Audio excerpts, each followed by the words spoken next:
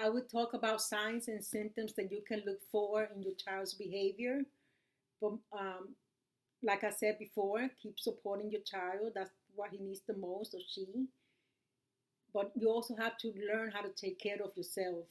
And you have to find things that you like to do in order to distract your own thoughts and in order to maintain your own wellness, okay, your mental wellness. Some of the things that I found have helped me to deal with my daughter's illness is I have found hobbies that I like to do, like I crocheted this. See? Yeah, I crocheted a few sweaters. I started crocheting. I've been crocheting forever. I stopped for a while to take care of my kids, but then I started back up again, and I have crocheted so many things for them, for the kids, for myself. And I find that that helps me. It's like therapy. While I'm crocheting, I'm not thinking about anything. It's just plain therapy. I'm not thinking about, I don't have to worry about anything. All I do is crochet. I crochet in my free time because, of course, I have a full-time job as well. But I also, what I found that helped me also is um, buying wires and beads and making some bracelets. I made this bracelet. It gives me something to do, and I don't have to think so much about the problems I have at home or my daughter's illness. I know that I'm still supporting my daughter, but I also have to help myself. So by making these bracelets, I find that I don't think about anything, and it takes time. It's time consuming, but it's also time consuming to give my daughter all my time because I need to be well.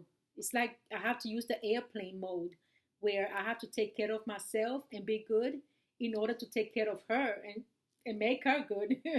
So yes, find something that you like to do. It doesn't have to be crocheting. It doesn't have to be making jewelry. It could be something as simple as going for a walk, going fishing if you like fishing, going outside and taking a deep breath and coming back in, talking to a friend, reaching out to a friend, or maybe meeting up with a friend after work, or maybe meeting up with a friend for lunch. Anything that helps. It helps to get out of the house. It helps not to think so much about the situation because it's overwhelming. Having a child with a mental illness is overwhelming because you want to make the child well. You want to be there all the times.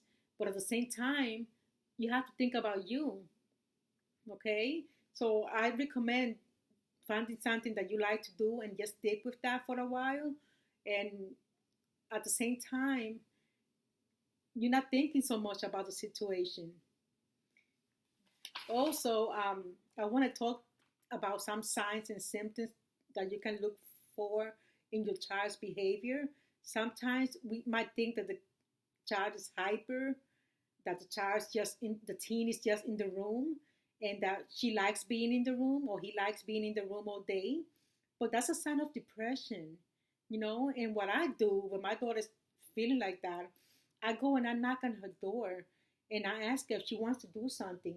You know, let's go out. I always make up an excuse that I need something from anywhere and not take it with me.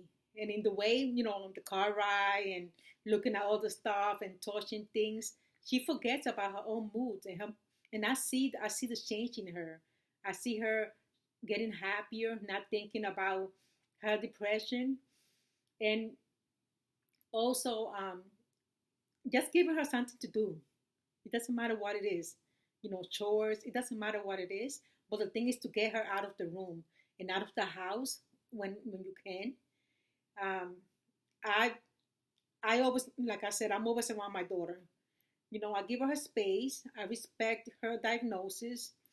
I don't blame her for her diagnosis. I acknowledge her diagnosis. I know when she's depressed. Um, and there's nothing she can do about that. But as a parent, we could always try to make things better. We're not going to make it go away forever. We're not, unfortunately. But we could make the situation a little better by knocking on the door and just talking to her.